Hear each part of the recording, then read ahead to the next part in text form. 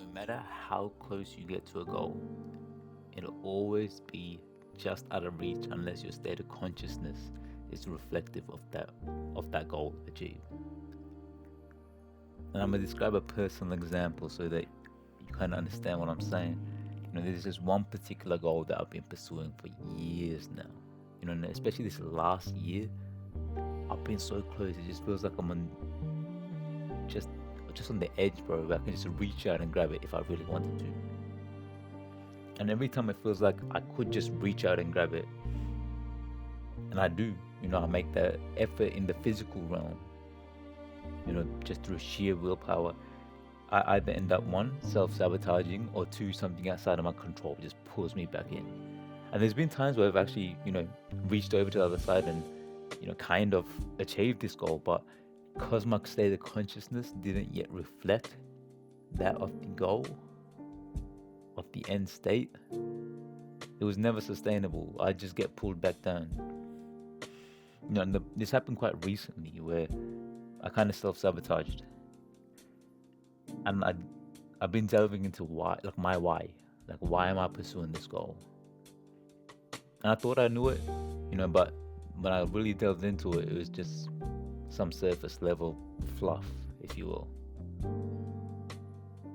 But when I really delved into it, to the very root, I realized what I was looking for through the achievement of this goal was external validation of my self-worth.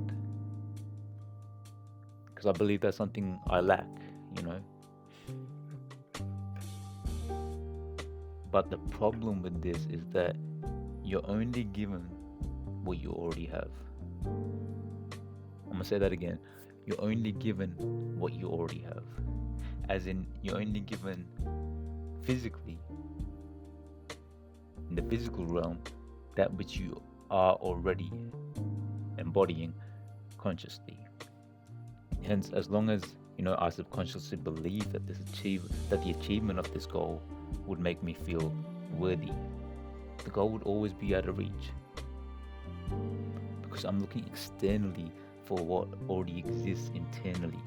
And it's only when I shift internally into alignment that I can receive that which reflects it externally. You need to embody the state of consciousness that you believe this goal will bring you.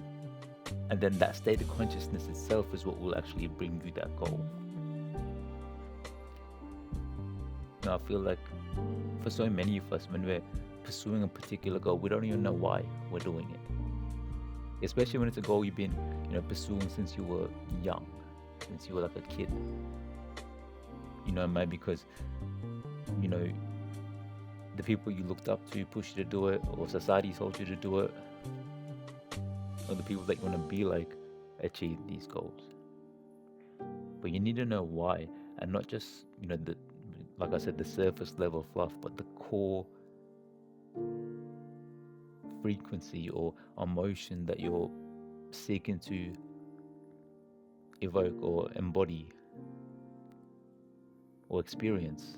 I think experience is the right word. Experience through the achievement of this goal.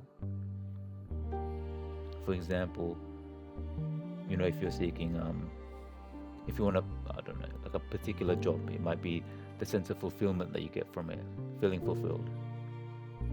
Or if you want a particular physique, it might be the feeling of confidence or self-love. Or if it's, financial wealth, it might be the feeling of abundance and security. But as long as you're, pursuing these goals, thinking that the achievement of these goals is what will bring you that emotion or that frequency, it's always outside of yourself.